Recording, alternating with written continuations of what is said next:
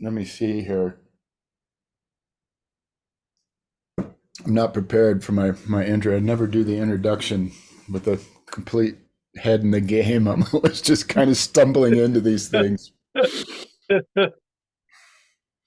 Um, so, Dev Sandberg, welcome to the Hilaritas podcast.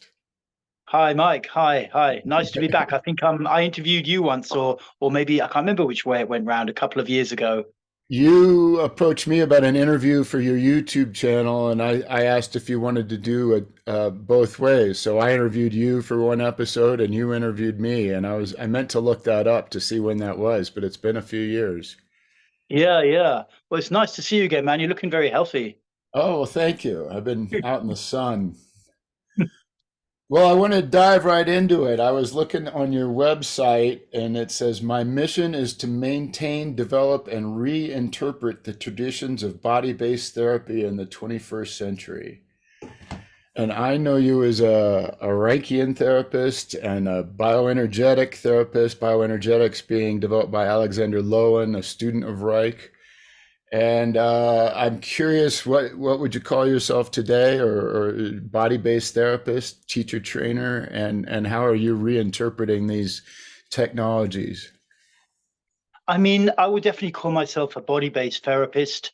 I didn't train with Lowen School nor with Reichs, so I actually trained originally in group therapy with an Osho organization in Holland and did like 5 years of really intense group therapeutic process, never sleeping and super triggering structures and a lot of emotional expression. And then when I came out of that, I was by then living in an Osho community and I got a lot of feedback to start giving therapy, to start being a therapist and to start running workshops. So I thought, okay, I'll start running workshops. And I kind of developed my own style over the years, more slightly more meditative. I mean, it doesn't look very meditative to someone who's just used to normal meditation, but from the very more extreme group therapy background that I'd come from, it was a more meditative approach.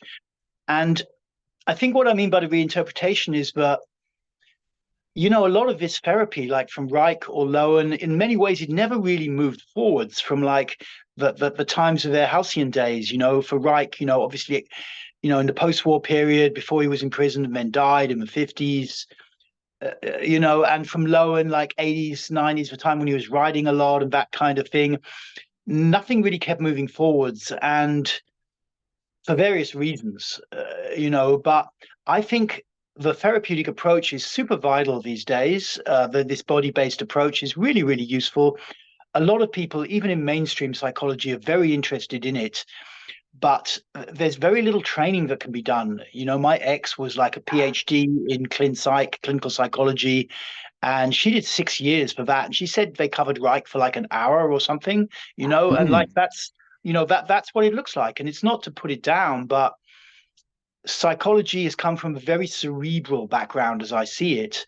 And the thing I try to bring in is like the sense of the body, which is an aspect of our conscious experience. How much can we feel our body is also very, very important. And it's like a main marker of how embodied our consciousness actually is. You know, if you cannot feel your back, you will lack a sense of support in your moment by moment ongoing social communication, whatever you're doing. If you don't feel your back, your lower back, if you don't feel your belly, you will have to go to your mind and control stuff in order to feel in control of the environment that you're in, and that you're not going to be invaded or attacked by someone in some physical or ego way, in discussion. And so the sense of a body is a huge resource that we have that we've never really looked into in terms of modern psychology from the early days, really, of like Freud in the 1890s and stuff, all the way through. I mean, Freud a bit and Reich a bit, but it's never really come out. And I think it's more and more important these days, just as a resource. Yeah, yeah. So when you say meditative, would you say that putting more mindfulness and awareness into the therapy, or is it more to it than that? Well, I think that's a great start. And to have, okay, I'm going to, what you do in bioenergetics basically is the basic model, from Reich is that trauma or conditioning or unprocessed events from childhood or the past is held at a muscular level or in the body fascia. And the fascia is like this interconnecting tissue, inside the body. And ideally, it should be fairly fluid, and muscles should be fairly toned. But what tends to happen is they hold on to the past. The nervous system comes in during traumatic experience or during conditioning. It's actually trauma is very popular these days. Conditioning is actually much more common in my experience as a therapist. But basically the nervous system comes in and it just shuts down access to sensation. It restricts the breathing, and then it essentially, it kind of makes the body, it locks away a certain level of emotional response and energy, affect, as they used to call it, in the body. And so you can approach psychology just by going into the body. You put your body in these weird kind of bioenergetic postures, and you breathe and you feel your body. And this causes holding patterns or dead areas in the fascia or the muscle system to start to release. And subsequently, you feel more grounded, you feel more open. It feels safer to be in the world and be open, basically, which is for most people, ideally, that's kind of what they want. Once you have an experience of feeling safe and open, it's so kind of pleasurable that you inevitably seek more of it. Yeah, well, boy, so many directions to go here, but I was looking through some of your material and there was a breathing course or book, but it had an image of a person laying on the floor, I believe, with their knees bent, but they were reaching out. And I was wondering if the reaching out is just somebody with their arms up, or if that's actually meant to simulate like reaching out. Oh, well, that particular exercise, which is actually used to unlock what's called the kind of segment of armoring in the Reichian system around the chest. Sorry, keep going. Yeah, yeah. I mean, that particular exercise where you lie on your back and you reach up. Yes, it is simulating reaching out. It's like Okay. that, it's putting your mind back in that infant kind of state of being on your back, reaching up for something you want, or a parent or something like that. And by stretching fully here, so that your arms are fully up, your shoulders are off from that, your shoulder blades are down, your neck's down, but your arms stretching, you're accessing anything held in these muscles, and there's a kind of Mm. psychosomatic triggering that goes on inside the psyche. You start to say the word please, and you find words just come into your mind. And if you allow that, without censoring it too much, then a release can start to happen.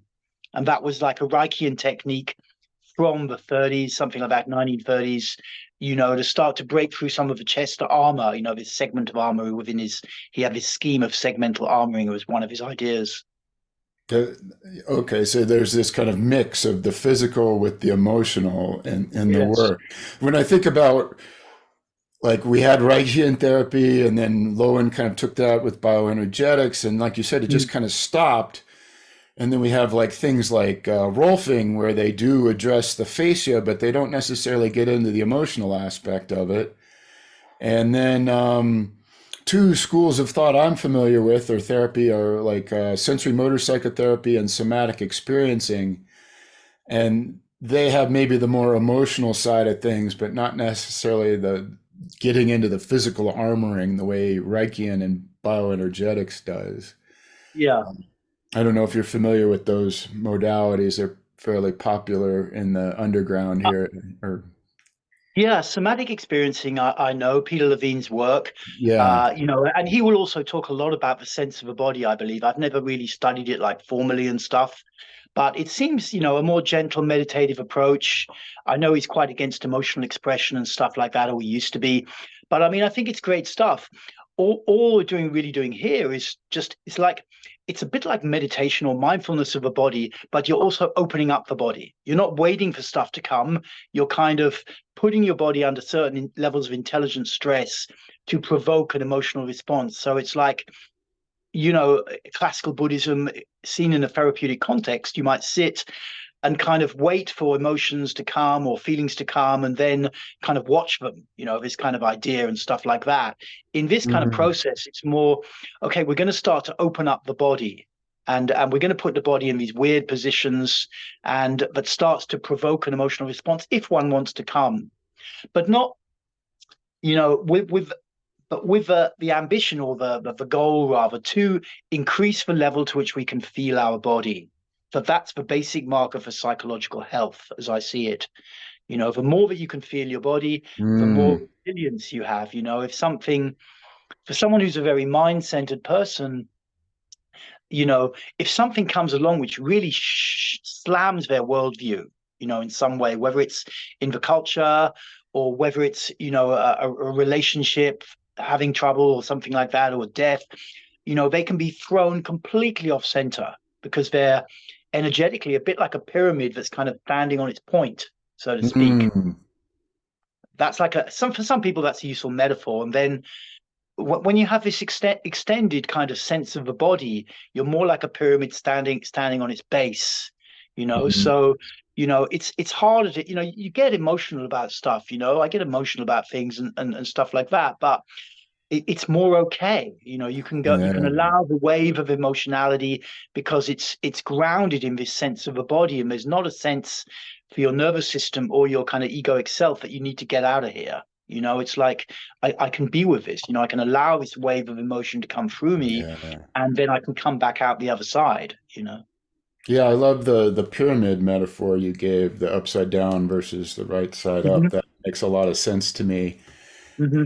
And also just the way I see it is that when emotional experiences become too much for us to regulate, to overwhelming, then we guard against them, and we kind of they get locked up in our body because we're not Hmm. allowed to have that full experience. Hmm. And so we're going back and kind of opening ourselves up so that we can fully experience those things. And so it's more about learning to more effectively regulate and feel the fullness of our emotions. Um, Yeah, exactly. That's a really good description. Perfect. Well, could you share maybe some of your experiences having gone through all of this, or having taught and worked with clients and trainers?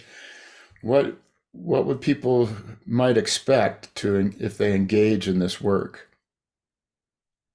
Well, for myself, when I'm working one-to-one with someone, like usually online these days, I mean, I kind of give them workouts rather like an old school doctor would give you medication, you know? Mm, So you get like a daily workout, which you do like either every day or like 5 times a week on separate days, maybe 20, 30 minutes of stand-up bioenergetics. And then you get a weekly workout, which is something, it's a belly breathing technique I developed, which is quite powerful at getting into the gut, which is kind of the core of the primate energy system, and if you mm, get the gut clean, if you can bear to work at a gut level, which is not always possible for people to start with, but if you can, you probably won't need much other therapy. So I give people those kind of workouts, and we discuss, if it's appropriate for them, and that kind of thing. And of course, I listen initially to what they require. They maybe do a Reichian character structure quiz of mine, and then and we have some discussion. I suggest a workout, and then they say yes or no, or they want to do it like this or whatever. And we make an agreement, and then they take that away and they do it, at the agreed rate for a few weeks, and then we do another session checking back in. And in this way, generally 5 sessions, like over 10 weeks, I can clear up quite a lot. And more importantly, the person gets a sense that they know how to move forwards with whatever they're okay. working with, and that if they continue doing the exercises, they'll continue to make progress. And it's been pretty successful. It's not for everybody. It's quite an intense approach, and it Yeah. requires quite a lot of discipline. You have to kind of be a little bit skeptical when your mind suddenly says, oh, I don't want to do it today. You can't just take that face value. You have to also think, well, is there something I'm avoiding, and that kind of thing. But if you have that basic level of discipline or drive, then it will work. One of the underlying problems really that I think in the 2020s we're seeing in therapy compared to, say, the 1990s, in the 1990s, it was very popular, particularly in the States, but right across the West, that this kind of mind had a lot of power, that we Hmm. could manifest our reality. Books like The Secret, courses Mm, on manifestation, Awakening the Giant Within, Tony Robbins, and this kind of thing. And I think, 20, 30 years of like brain science down the line, it's pretty clear that there's a lot of processing that's upstream of the conscious thinking self, and the nervous system has these ways to just take us out of there, that it's learned so that it's kind of monitoring our environment all the time subliminally. And it's allowing us to come more in, be more open, or it's closing us off, getting us to dissociate, whatever. We're not in anywhere near as much conscious control over our life as we may have believed, back in the 90s. And that's not to completely dismiss the role of or to dismiss responsibility for who we are, but it is the case that I think we've got way less control than we believed we had, like even 10 years ago. And it's learning to work with that so that we can still get benefit and improvement in therapy. What happened for a long time in therapy, I think people got into just blaming themselves when they couldn't make any forward progress, and it's like, and then they're caught in a sort of negative loop with that, I should be able to give up these kind of this much coffee or my weed smoking or what I'm doing on the internet, but I can't do it, and blah, blah, blah. And it goes round in a kind of spiral sometimes on the therapeutic journey. And I think, understanding that the nervous system is really this force that we have to negotiate with in some way and find some way to bring it on board with development, and take it out of this kind of very overprotective mothering role where it's almost always shielding us from the rawness of experience. This is a big part, I think, of a modern day therapeutic journey. I agree 100%. I think I don't know if talk therapy devolved, so to speak, but the way I've seen it described is talking about versus experiencing. And that with Gestalt therapy, we try to bring it more into present experience. And that involves embodiment, that involves being in relationship versus just kind of sitting and talking about something, but keeping a distance from it in a way, from the experience. I'm just kind of rambling about that. But when you say that it helps, so if they go through your 5 week or your, I forget what it was, but 5 week course, and it helps clear things up, could you talk and gives them a way to move forward? Could you talk a little bit more about that? Yeah. I mean, these days, I tend to start from a thing called character structure, which Mm, basically, which is a Reichian thing originally from the 30s, and which categorizes people actually into four boxes, though it tends to be five these days, but I actually prefer the four, which was Reich's original schema. And that I lost your sound. It looks like sorry, oh, there we go. yeah, Four, sorry, four strategies, a four schema. strategies. Yeah, so I think of those four, the two most important, that the most debilitating. I mean, three are pre-egoic. The human being tends to develop egoic selfhood around the age of. Sorry, first of all, screaming and shouting. It's someone just. I should have put myself on do not disturb. I can try and do that, but let's see if they try back again. But so, there's three kind of defensive survival strategies that can come online before the age of 2, or before you get fully into the egoic self, and one afterwards. And of those two pre-egoic strategies, the most debilitating are probably, well, they're all debilitating, but the oral tendency, someone who didn't get connection, adequate physical emotional bond with the mother in the Mm, first year of life, creates this sense of an inner hole, creates neediness. And they will tend, they're always trying to fill themselves up on some level. If they were to look at mm, themselves from the outside, they see that in their behavior. They don't consciously fully experience the inner hole because that would clear it. But it's there in the background of their personality. And there's this sense, often at specific times of the day, they just need something. They just need something, whether it's food or whether it's attention, need to get online and get some likes, say something that they think is going to get that. You know what I mean? I mean, it's like yeah, that's yeah. oral character type. And sometimes that becomes armored over because as an adolescent, we learn that being needy is not an attractive quality. So then, that can develop into a more narcissistic type where you armor over the neediness. If you're a guy, you're 15, and say you want to be attractive to men, to women, to women, say you're straight, and you start acting really needy, you probably quickly realize that women don't find this eternal. So it's like, okay, that's bad. Armor over the neediness and appear confident. But the neediness keeps running under the surface, classic narcissistic type.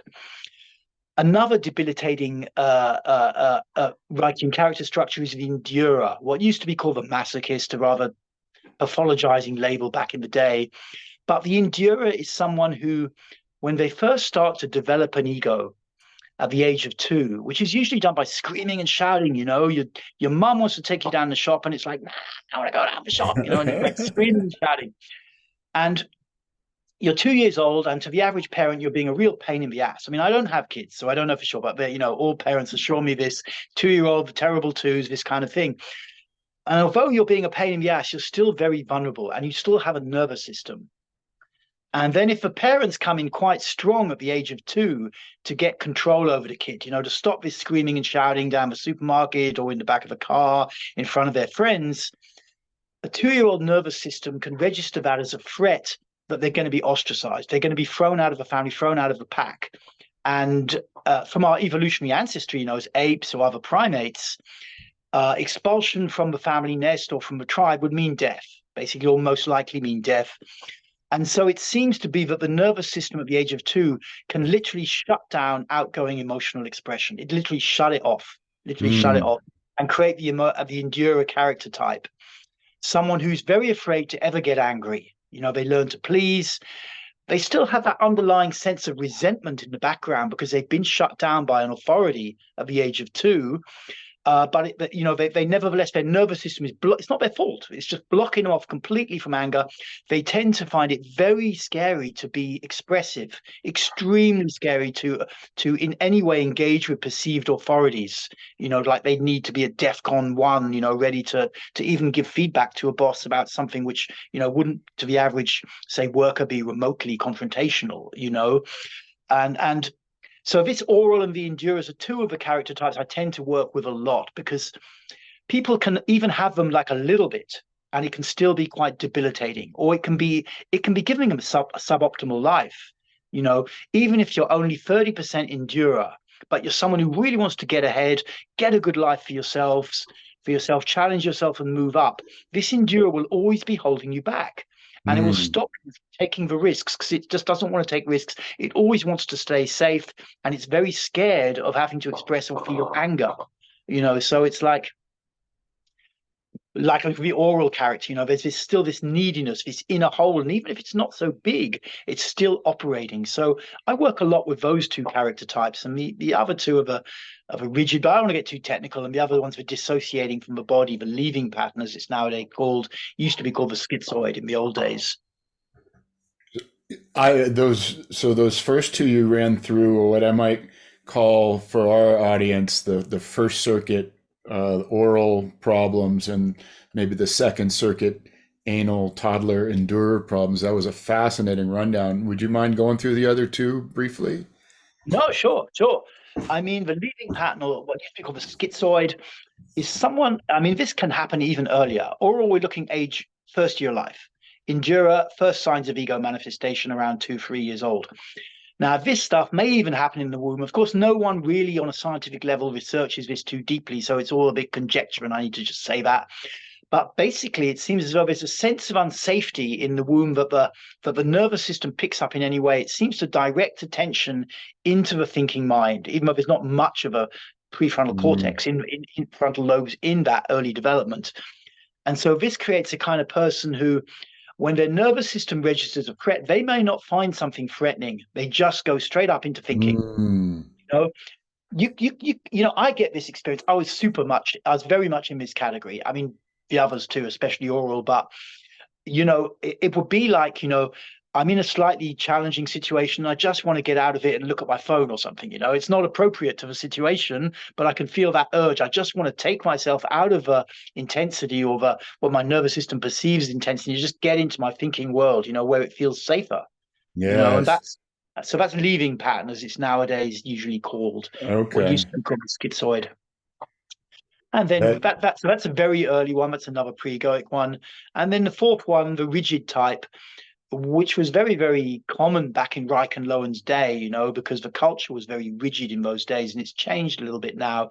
But nevertheless, that is someone who's further down the line, like 4, 5, 6, 7, and their parents tend to train them in a certain way. They condition them, towards certain behavior. Certain behaviors get rewards, like that are good, and certain behaviors get punishments that are bad. It's like kind of mm, conditioning, the kid and the child learns that functionality is the most important thing in life. mm, How you function is the most important. What you feel is of secondary, if not, it's a problem. Feelings are a problem for the rigid type because they might get in the way of functioning. mm. And so the rigid type kind of makes the backbone of, like 80s, 90s culture, even today, really, that they're very good in management. They like hierarchies and they want to move up the hierarchy. They will play the rules of the game to move up the hierarchy, like a work thing or something like that, to get the promotion. They test and challenge other people, the men and the women. Women will test and challenge before granting any kind of sexual favors, sexual access to a man. They want to test and challenge. The rigid male, he's gonna challenge a new person at work to see if they're, and he will grant respect if he feels that they're good enough. And if he feels they're not quite good enough, he's gonna, in his mind, he's gonna diminish them. It's like, and so they maintain a lot of the structure, in particularly in Western culture, but in other cultures too. That's a rigid type. To be really in the rigid type, you don't have so much pre-egoic stuff going on. You don't have so much oral endura or leaving pattern. You're more high functioning, but you're just obsessed with functioning. Typically, their life starts to unwind a lot after the age of, say, 40, 45, when their egoic strength diminishes. They find it harder to be functioning, and all the suppressed emotionality that's there in their system starts to kind of pump up, and it becomes it's really a struggle for them. That's the classic rigid, basically. Fascinating. I appreciate that was the great rundown. I assume your deep clinical experience with all this really informs Yeah. how you can discuss it because I just feel that what you're talking about is not just theory but grounded in experience versus yeah. Yeah, I Thank mean that's the whole, like I said at the beginning, there was this kind of interruption where things didn't move forward very much from Reich and Low, and you know, I work with this shit all the time, so it's like, I have to, and I'm dealing with clients, I'm dealing with real, I have an expectation how it's going to go, how is it actually going to go? I ran a 7-day workshop on this stuff, residential, earlier in the year, and it was just fascinating to listen to a lot of people's experience with it, working with these character types, acting out the character types and stuff like that. And that, in a sense, is one of the big shames, and part of my work, what I'm called to kind of do, and encourage other people to get into this scene and step up and become therapists, because I'm getting on now, I'm quite old, but like well, yeah, I still keep going, I'm in the 60s, but like it's like, because this shit to me needs to keep moving forwards. It's like, it's a little bit of a tangent, but where Reich landed was, mainstream psychology moved away from Reichian stuff. Reich himself got pursued by the FDA and this kind of thing. He was into his science thing with orgone and all of that kind of stuff as well. And the bottom line is, you've got people that are into Reich are usually into orgone. They're into the conspiracy side of Reich, that he was suppressed by the FDA because he could treat cancer or whatever kind of, theories like this, which I don't really agree with. But the kind of tragedy is that very few people are actually working with this shit. Even Reichian therapists aren't really working with this stuff in a modern way, in my personal experience of them. So no one is really developing this stuff. There's a chap in California, Steve Kessler, who's written a book and works with affirmations and stuff like that, and he's really good. But I wanted to really bring the body-based aspect back in, to treat the oral, to treat the enduro, to treat the rigid and believing pattern. well So, that's all. that to me is my life's kind of that's the core of what I'm doing, really. I would have never guessed you're in your 60s, so I assume that's a testament to the body-based work that you've done yourself. Yeah, man. Um, I've got more gray hair than you, and I'm 51. Uh, I'm 63, man. oh, right on. You look great. Well, Well, thank you. do you have, I don't know how much you've looked into Reich. I'm curious. Our first episode ever on this podcast was around Reich, because it was one of the things that Robert Anton Wilson did early, that apparently had a profound impact on him. There's a biography that it should be out later this year to talk a little bit more about that. But we went deep into Wilhelm Reich's life, and it just seemed like his ideas got crazier and crazier. And it's like, at what point do you draw the line with Wilhelm Reich and be like, this has gotten too crazy for me? And I don't know if you want to answer that. I'm just kind of what that question is. Where do you see the line? What's your take on Reich? I mean, right. I like Reich. I don't know. I mean, the main thing that I read about as a biography of Reich, I read a few of Reich's books. The main thing I read as a biography was this guy Myron Sharaf, Rage Yeah, on Earth, I think it was called. Who was a yeah. student of Reich and who wrote this like pretty long biography, which I thought was really excellent. But I don't actually, obviously didn't know Reich, and that's the main source material for my understanding of Reich. But there may have been a part around the kind of Norgone, negative orgone phase of the early 50s, I think, where he was losing it a little bit. But I mean, I don't, you know, I mean, there's a couple of things I want to say, but Reich, I don't believe Reich was really, destroyed by the FDA, who were a new body at the time. Some woman wrote a piece for Harper's Magazine or something like this, slagging Reich off, rather as you get, some kind of kook, pseudoscientist who was just exploiting vulnerable people, telling him he could cure cancer, which he hadn't said anyway. And then when you get back to that kind of unfolded. Reich was still a significant figure in the psychological mainstream in the 40s and 50s in America. And he had friends who were lawyers, American lawyers who knew American law really well, and could have represented him in court and were trying to be his counsel. And he was a little bit in this immigrant phase, as I see it, where because he'd come over to the States right at the beginning of World War II to avoid persecution, like a lot of intellectuals in Europe had, the Nazis basically, and he'd come over to avoid persecution. He was straight away quite famous, I think, in New York and this kind of scene. He'd settled out in Maine and stuff and started more of his orgone work and that kind of thing. But he was still looked up to as someone in the scene, and he had lawyer friends who were like, man, you just need to get us on board and to fight this FDA case. But he still had this immigrant thing where like America's the land of the free, and I will just get up in Mm. court and I will speak my truth, and the judge will listen to me, and he'll realize that orgone is right, and I'll just be set free. And the lawyers are like, no, man, don't go down. I mean, I'm putting words in there, my head. Like, don't do that shit, man. Don't do that shit. You need proper legal representation in the States. This is the 50s. But he was adamant, he would do things his own way, and he had that aspect. So he was adamant, no, I'm going to defend myself. And what happened basically, which was he had no real defense. He tried, I think, to give speeches to the judge about orgone. It wasn't going down too well, and he ended up with 2 years, and he died about 8-9 months into his sentence of a heart attack. So that was a tragic loss. So that was kind of where Reich landed, and the pseudoscience thing and the idea that Reich was crazy.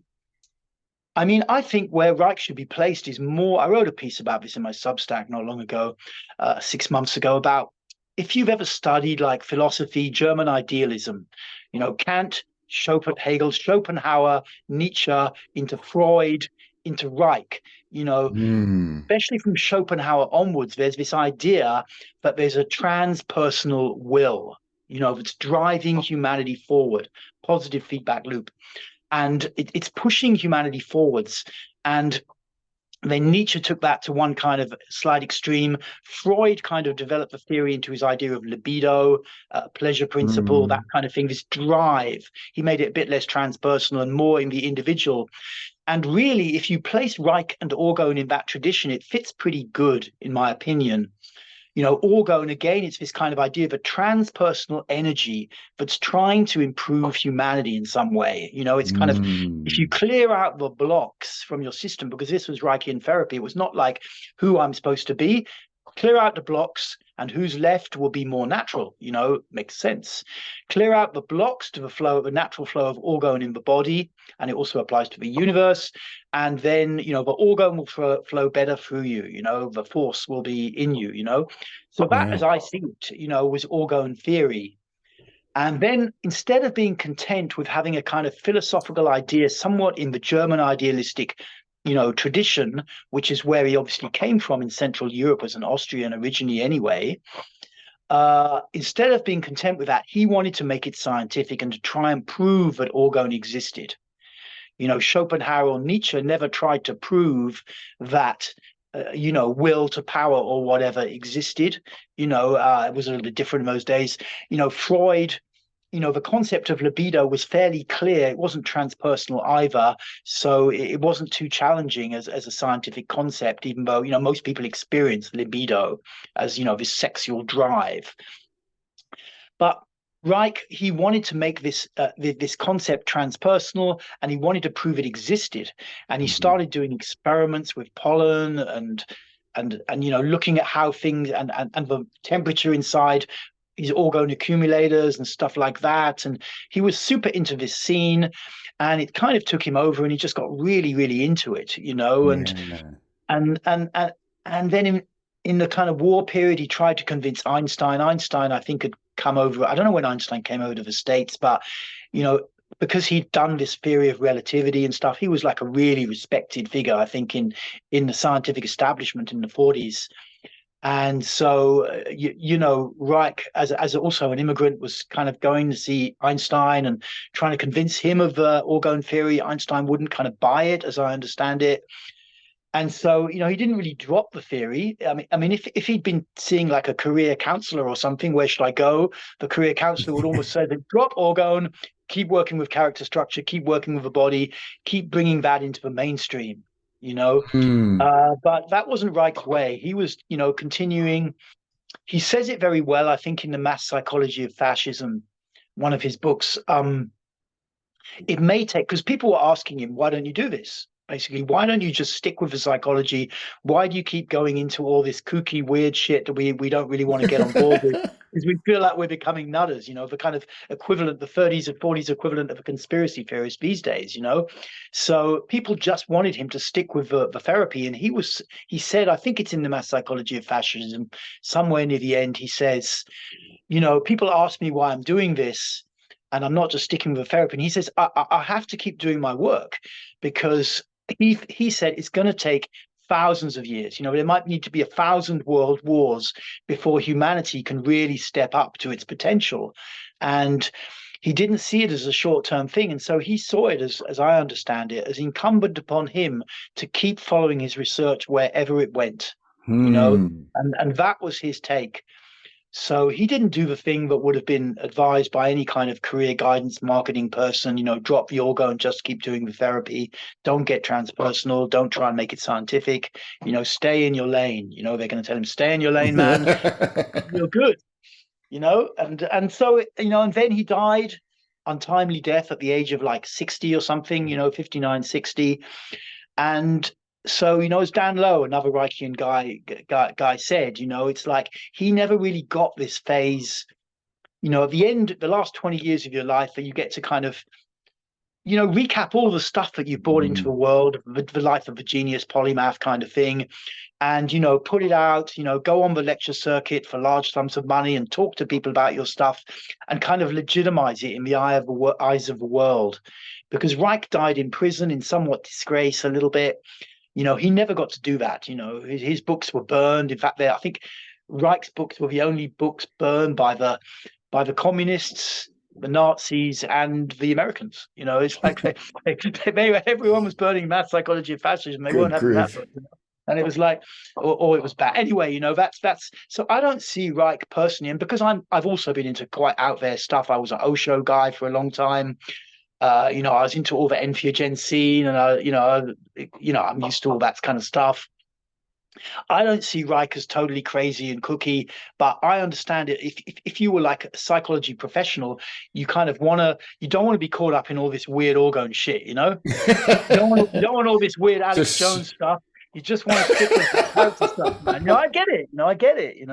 But that's my take on Reich, really. And yeah, again, you have a great way of communicating. I love the way you think about these things and then communicate them because it was Dan Lowe that we actually interviewed for our first episode on Reich, which was nearly 3 years ago. But when I say crazy, I guess I'm speaking from this place. A lot of the figures we profile on this podcast are really on the frontier.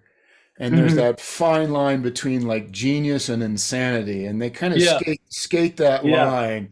yeah, And yeah. then as you start going through Reich's history, it's like it seems like he tipped over that line at some point, and maybe not. I don't want to go too far Maybe. with that Yeah, judgment, but and my impression was also that he sort of went without representation, and this is just an impression. I really haven't studied the man in his life, but it almost seemed like he was making a martyr out of himself in the FDA case. But yeah, I appreciate your perspective, where no, he's kind of more of a naive immigrant that thinks America is the land of the free, and that yeah. he could just.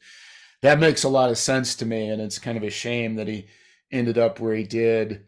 Um, and then it's also just kind of hitting different topics like orgone seems very similar to what we might call in the East chi or prana, yet he didn't want, it seemed like he was really trying to separate orgone from those things so he could have his own thing. I don't know if you have a take on that. Or, No. You see, Chi and prana were more just about energy, as I understand them. You may and orgone had intelligence as well. This was the kind of, as I mm, understand orgone, it also had this kind of directional kind of intelligence to it in some ways. Now, a proper Reichian scholar, if you can find such a person, could comment on that. But that's my understanding more of okay. had a certain directional intelligence, as opposed to being something more like chi or prana, chaya, whatever, where you kind of like almost put electrodes on the body to pump up its energy state or something like that. You just create more free energy, you know. But I Okay, think that it did have an energetic aspect as well, And who knows, I mean, James DeMeo was really into this shit. I tried to interview him once. He's passed away now. He didn't really want to be interviewed, and he's passed away now. But you don't know with orgone, it's also possible that it's true. It's also possible that it's yeah. true. It's very easy to get into into because there's so much information out there. We have to judge it pretty quick, and as to whether we invest time and take it into our actual body and take it into our mind, and it's easy to look at Reich from the outside and think, what a load of bollocks, so to put the British vernacular, and so people don't take it in, and it's possible that in the next 20, 30, 40 years science will decline. Our understanding of science could decline. Something like orgone could come back. Reich may be right. It's hard to know. I don't know. And I don't profess Yeah. to know. You know. It seems like we don't know how to measure these things, but it seems to me Yeah. there's these subtle energies out there, and maybe there's several of Yeah. them. They have different shapes and forms, but I like what you're talking about, how direct orgone sort of has a directionality to it, as you mentioned earlier, sort of Yeah. driving the human species in a certain direction. Yeah. Yeah. So it's kind of locked in a bit to the Schopenhauerian will, as I see it. Again, it would need someone who actually knows about this stuff to comment on it. But what you said just there, what did you say just before that? Because you said something really made me think it was interesting. Subtle energies, and I Something you forgot. said. Yeah, my brain, my memory is like That's all so good. right. But it's okay. Yeah, yeah, I have to drop it. But like there was something I was just going to comment on. Anyway, it's okay. Let it If go. it comes back, don't be afraid to interject. Well, I don't know what's your familiarity with, well, one, Robert Anton Wilson, but as a side note to that, Christopher Hyatt and his undoing therapy, which is sort of Reichian in foundation, I guess you might say. Yeah, I mean, I know very little about. I think it was Dr. Leary's work. Was he a doctor? I think so. Anyway, I Yeah. know I know very little about that stuff. And the eight was it the 8 track idea and theory and stuff Eight like circuit eight circuit yeah. theory. I don't know much about that stuff. Um, with Hyatt, I know a little bit more. I mean, I did kind of work quite extensively with this thing called the Reich Homebook, which was written by a guy Uh called Jack Willis, yeah. and he was like he was originally with a but there was a quite they're both dead now anyway, but there's quite a lot of fighting between Willis and Hyatt, and but anyway, Hyatt claimed that he got Willis to write this book of all the Reichian techniques down and stuff, and then they had some argument, and Hyatt Willis ended up publishing this monster volume as a PDF online for anyone to just have it, which was quite a good magnanimous act, I think. Whereas what I understand, and it's a bit, I could be wrong, Hyatt was more into trying to exploit its commercial potential, but I don't know how true that is. I mean, I know Garrett Dawn, who's like a guy out there using Hyatt's techniques quite well, and he's a buddy. He's in Croatia these days. He was the last time I heard from him. Living there, he's American originally. I don't personally see it anywhere near as deep as the kind of heavy Reichian bodywork stuff, and the Mm. bioenergetic stuff when you really grind in there, when you're really getting into the gut. I don't see it that deep personally. But I mean, I'm not an expert on Hyatt's work. He's made some DVDs and that kind of thing. And, I guess there's a slightly, you know, boundaries were kind of blurred, in I think for a lot of therapists around this scene, and certainly I came up through the Osho scene, and boundaries could be super blurred around there about what's appropriate behavior with clients. And I don't know if I don't want to be libelous in any way, but I certainly had the impression that Hyatt wasn't too concerned about that, and he was more like, I'm going to be myself in the moment, as guys were in that time, you know, and just put their stuff out there, and if it's sexually triggering for people or whatever, then that's their stuff they need to look at. That was the kind of 90s, 80s, 90s attitude around that scene. It was endemic and common. And so now things are very different. So I think Hyatt has disappeared off into obscurity quite a lot. I don't know. And he was Yeah. also, what's also interesting about Hyatt, like Israel Regardie, who was another who's more famous in the kind of esoteric Golden Dawn field and that kind of stuff. Regardie worked as a chiropractor, specializing actually in Reichian techniques for like 30, 40 years, I think out of San Francisco. I could be wrong about that, somewhere in California. Hyatt also was heavily into Golden Dawn system and other related esoteric stuff. There was quite a crossover there, and Yeah. I've also been in that scene quite a bit. And so there is this kind of crossover. So that's where I find Hyatt kind of interesting, that there's Gotcha. this kind of crossover in with these kind of Western esoteric systems and stuff like that. Yeah, Hyatt seemed to be deliberately provocative from what I could tell, and kind of into kind of cultivating a lot of angry young men, maybe. I'm not.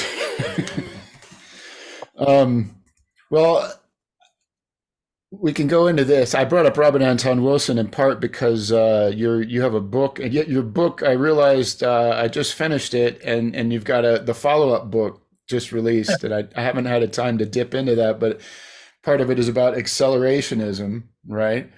Talk Yeah. to me about accelerationism.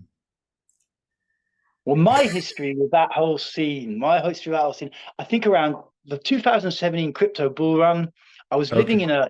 in a Bitcoin bull run. I was living in a community, spiritual community, super locked down in one place, and I had this kind of dream about just becoming a digital nomad, making money online through therapy or crypto or something. And I started to study crypto a lot. I ended up running a YouTube channel on crypto for about a year, and I came in contact with the idea of decentralization there, which just I still think is an awesome, awesome idea.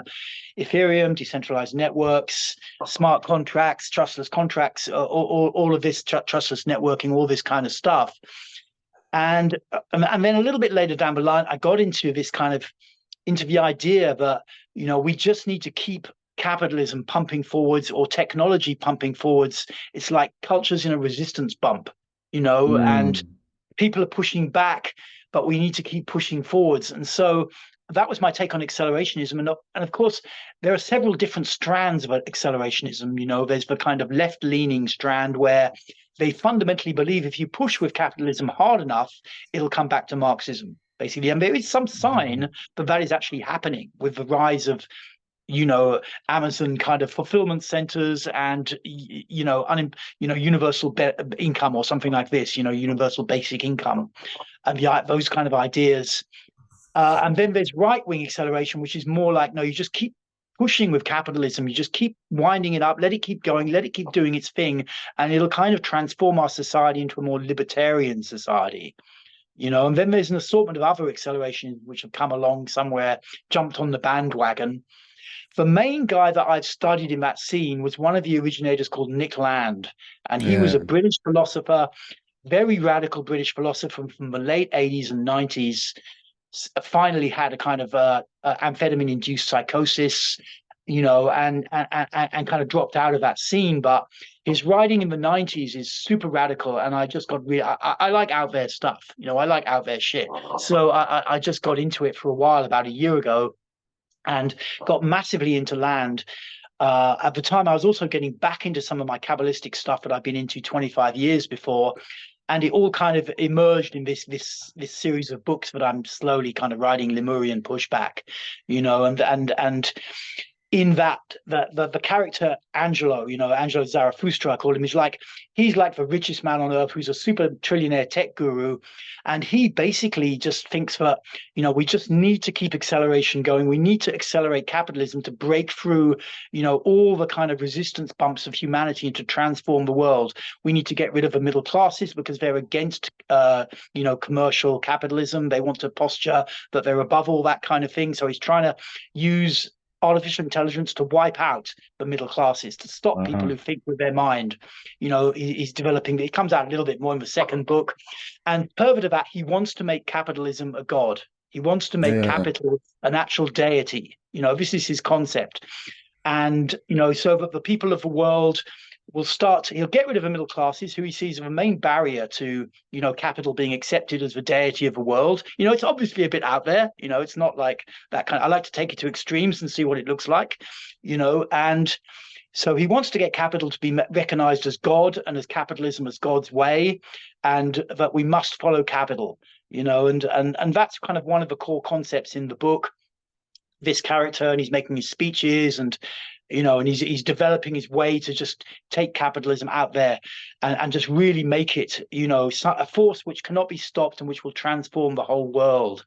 And he's looking at capitalism in the Landian way, which was Land developed this idea that capital was actually from a singularity in the future, in the noumenal world. You know, we're getting more out there now, you know, and basically that it was this kind of, it was being used as a noumenal force to destroy humanism and to bring humanity or the world to the next level of manifestation, regardless of whether humans made that transition. You know, that was one of the more certainly pretty confrontational aspects of Land's accelerationism.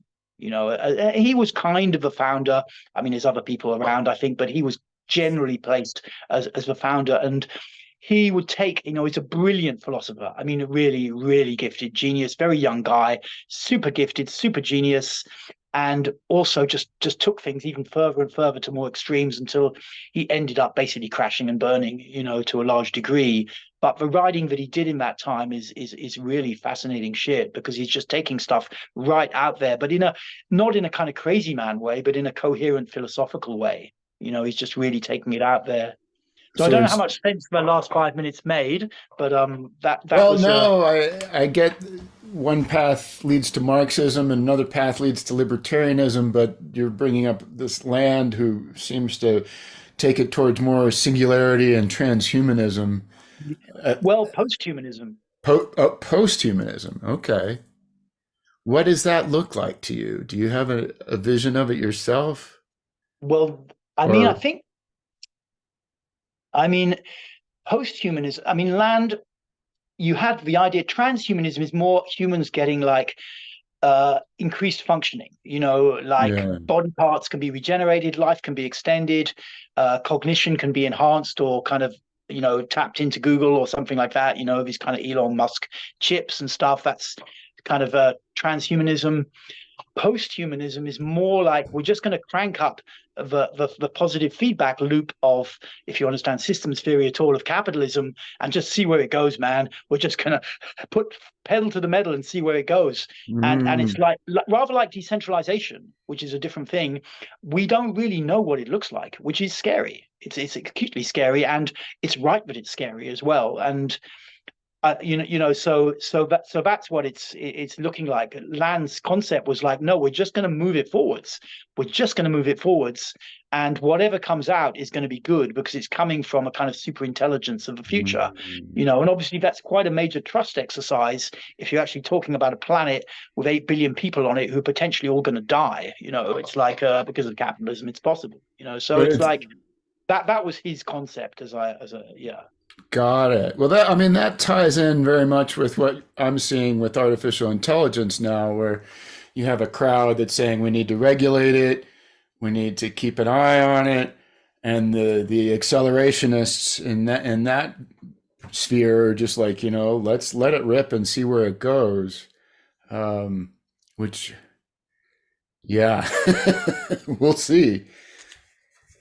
I mean, something I see from the last few years, and having been on quite a journey with all this crypto, decentralization, accelerationism, land, and all this crazy shit, is like, I mean, what's really happening, from about Web 2 onwards, Facebook onwards, is it's just what they call reterritorialization. All this potential Mm. was there at the early days of the internet in the 90s, all this potential to liberate the freedom of information, allow information to flow everywhere, decentralized networking so people could just work for each other or transact with each other without all these third parties, whether they're banks or eBay or Uber or whatever, they all this safe transacting, all this potential did not really manifest at all. Mm. It basically all got ground down to one or two corporations running the whole thing, rather like, General Motors would have run something or National Oil would have run something, back in the 30s, And so it just all went back to this top down hierarchical kind of control structure.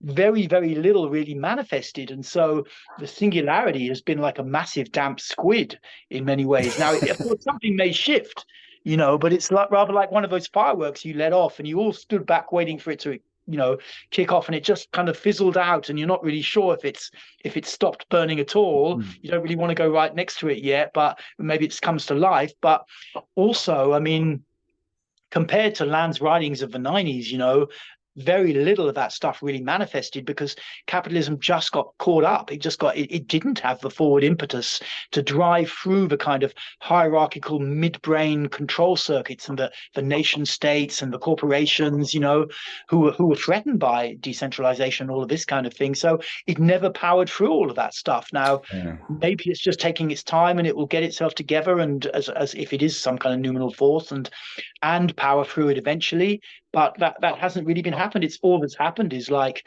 everything's just become ground into this kind of, I don't know, like all the wealth is going through to a very small number of people. That could be possibly part of capitalism. If we say it's numinal, its intention to break through and keep going, put all the power and money in the hands of a very small number of people and let them drive it forwards, possible.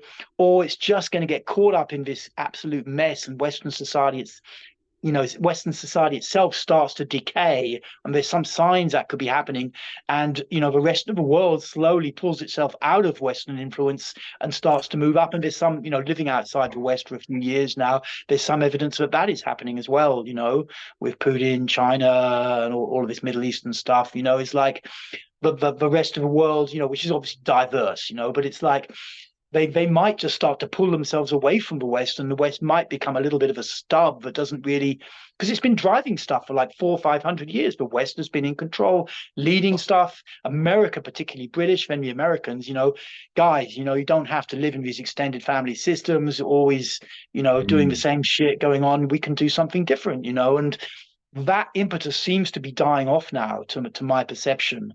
The idea of this kind of Captain Kirk cultural leader coming out of the States, it needs something to really clean it up. Get some if America's gonna come back and be a world leader, I think there has to be a time of purgation where you get some of the vested interests out of the system, not just like Nancy Pelosi betting on the stock market because she got into the side of information, but the whole thing needs cleaning up. And if it doesn't clean up, who knows? But I think that capitalism has got stuck, from where it could have gone in the 90s. It's got very, very stuck, really, and the internet has got super stuck.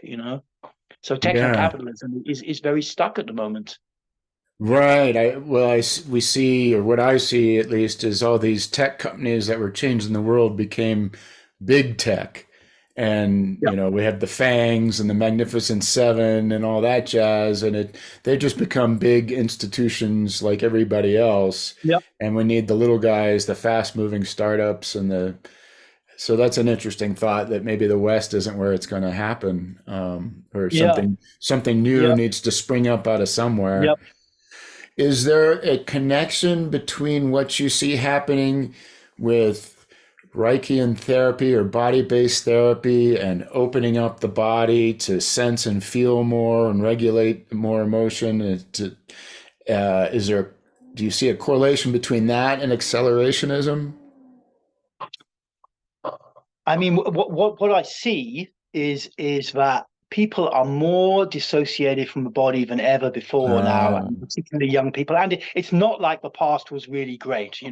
Let's be honest here. It's not like people were super embodied, in the 60s and shit. But now people are very much out of the body, and they've been sucked out. That's another aspect I've sometimes explored in bits of writing, that capitalism has created a kind of consciousness harvester, that Instagram and everything, it's just getting young people staring at a screen. What they want to do is look good. They want to freeze their face so it always looks good on Instagram. That's their kind of ideal. And how they look in real life doesn't really matter as long as they can look really great on Instagram. And not everybody, but there's definitely a trend in that direction. Certainly where I live in London and where I live now in Istanbul, it's clear. And there's this general movement out of the body. So everyone's just up in this mind world on the mm, screen all the time. And I myself suffer from this as well. It's no. just that for my own work, I'm better at coming back, and being in my body and being present. But that is a definite move. So, whether that is part of some kind of wider esoteric thing going on in the world, taking consciousness into an ideal in terms of philosophy, ideal realm, or it's some kind of, dissociative thing. There's lots of possibilities. I explore some of this crazy shit in my novels, in a Yeah. hopefully in a fairly light-hearted way. But I think humanity this century is going to be a big fucking century. That's my sense of it. I mean, it's going to be a big. I mean, I say that. I mean, I have a kind of being sick in my 60s. I have an expectation of the times when I thought the world would really change, and it never really changed. It just kind of dragged along somehow. A bit. But Yeah. it's like so. If you're being very humanist and wanting to really create a great society, I think we would need to bring consciousness back in the body.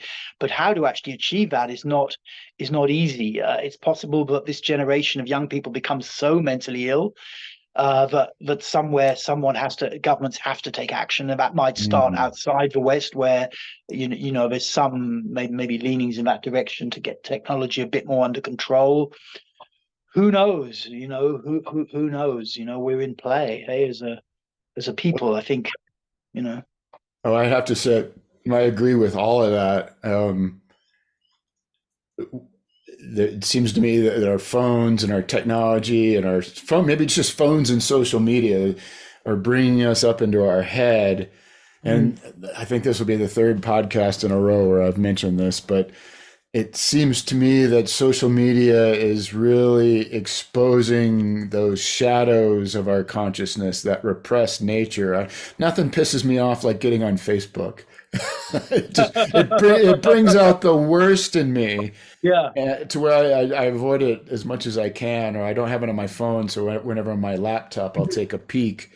Um, But then you mentioned this idea of I did my notes weren't a consciousness capitalism. I think it was as a consciousness harvester, Yeah, and it reminds me of the hungry ghosts of yeah, Eastern Buddhism. But the best thing I think that struck me is that you said that you're just as vulnerable to it as everybody else, but because of yeah, the work you've done, you're better at maybe better at recognizing when you're in your head, yeah, my words, and but what you said, better at coming back, getting back yeah. in the body.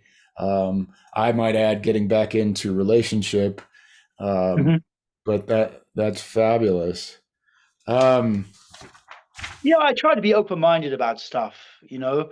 I think most people from my background who work as a therapist and kind of humanist, they're just going to say tech is bad. They're just a lot of them are going to say screens are just bad and this is really bad for kids and how people should be is like this. I try not to just go down that road, and I may be wrong for that, but I also see humans are really loose. We adapt. The brain has changed a lot since Google first emerged. Since it's actually mm, changing. It's rewiring itself. It's doing all sorts of shit. And ultimately, we don't know if that's good or bad. And I don't want to be caught in analysis paralysis with it because, maybe at some point we really need to take a fucking position with technology. I don't know, but it's possible, hey? And maybe older people who know a bit for time before tech actually have to get up and say, no, this is enough now, but it's possible, but I also like to stay open to the other possibilities. yeah, I don't see it as good or bad because if I put a judgment on tech as good or tech as bad, it doesn't fucking matter because tech is going to keep moving forward whether I have an opinion on it or not.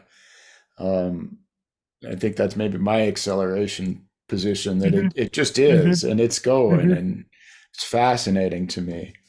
Hmm. Um, well, let's see what else.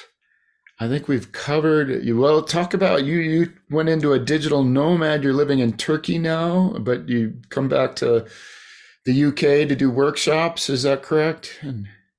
Yeah, I basically live in Istanbul the last year. I was traveling for a few years. I split up with my girlfriend in the middle of COVID, and I'd moved out of the spiritual community for a couple of years. Split up with my girlfriend. Thought I just want to get on the road because she didn't want to go, and I really wanted to go. So I was in Kiev, I was in Mexico, I was in Georgia, like Georgia in Caucasus, not Georgia in America. And then I kind of wanted to just settle in one place for a while and put down a little bit of roots.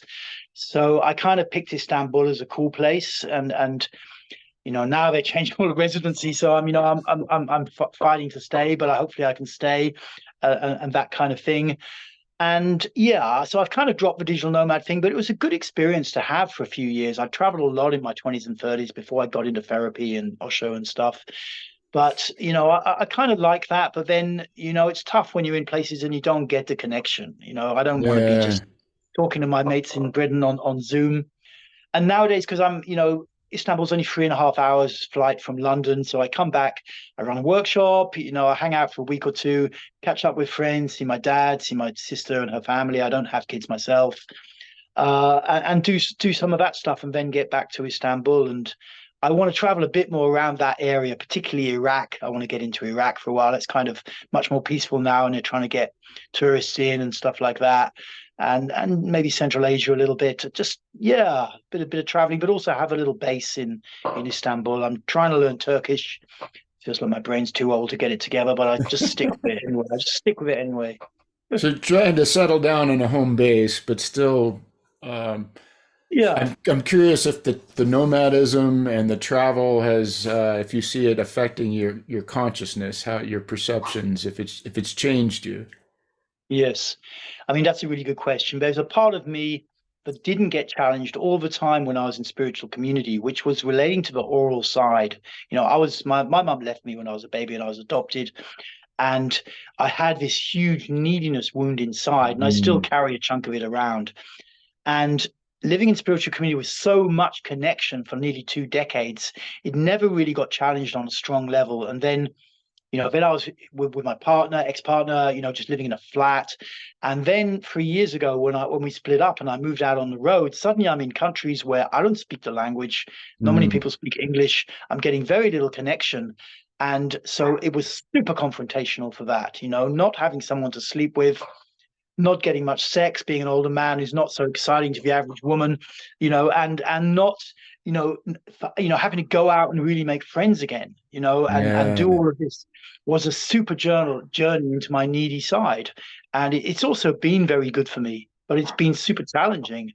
But I like a level of challenge in my life, not so much that it spins me out and, I'm just dysfunctional, but that there's a level of coherent challenge in my life, I think has always been good for me, especially over the last 20, 25 years when I've been into that kind of thing. So, Nice. so that has been the backdrop of my being a single male, older single male, traveling around in foreign countries, not knowing people, has been the backdrop for the last 30 years, for the last 3 years or so. And that's been super challenging, just having to feel my body and be in that space, not getting the connection, not getting the stuff that I've been used to, and having to be more functional and without disconnecting from my sense of the body, without just going Mm. off somewhere. And a lot of guys actually in the digital nomad scene, because I was in that scene for a few years, they talk about similar, yeah, you want to travel. They're mostly quite a lot younger than me, but you want to travel, you want to go do stuff. But after a couple of years, it's a little bit like you start, even in guys in their 20s and 30s, start to think about making a base. It's not everybody, but for a lot they do, but it's not, we are not as, we can't just change everything around all the time. Western Yeah. society is kind of an experiment on some level. I see it like that. It's experimental. And one of the more modern experiments is, hey, can we just shift around the world and just rock up in Mexico City, not know anybody, and just be functional? And then, 2 months later, go over to like, Singapore, 2 months later, be in, Almaty or somewhere, Moscow, whatever, it's like, and actually it's not easy to do that, and there's certain issues that need to be faced, this idea that you can just move around and your environment doesn't matter so much. Hmm. So, that's it's Yeah, it's interesting to get your perspective on that experience. Well, Deb, it's been a real joy chatting with you. I'll put a bunch of links in the show notes. You have a YouTube channel where you yeah. do some Reiki and exercises or body-based therapy stuff and interview interesting people. And then you have a body-based therapy school, would we call it, where there's self-directed courses and workshops and one-on-one work you do. Really fascinating. Plus your books, we'll get those in there. Mhm. I got to Cool. find out more about this land guy and look into some of No, his stuff. Anything specific you want to promote here while I got you? no, it's okay. I try not to do too much of that stuff, but look for Lemurian Pushback if you're interested in this kind of accelerationist stuff and that kind of futurist themes. You can get that on Amazon for virtually nothing. It's super cheap. So if Yeah, you're interested. I just And, finished and you, it. oh, Go right. ahead.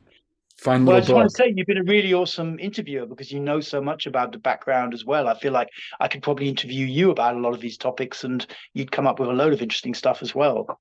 It's yeah, it really felt like I opened up a lot because this is a subject that interests me a lot. Um, well, great. Thanks for being here. It's been a Thank pleasure you. chatting with you again. Thank you. Thank you, Mike. Cheers. Cheers.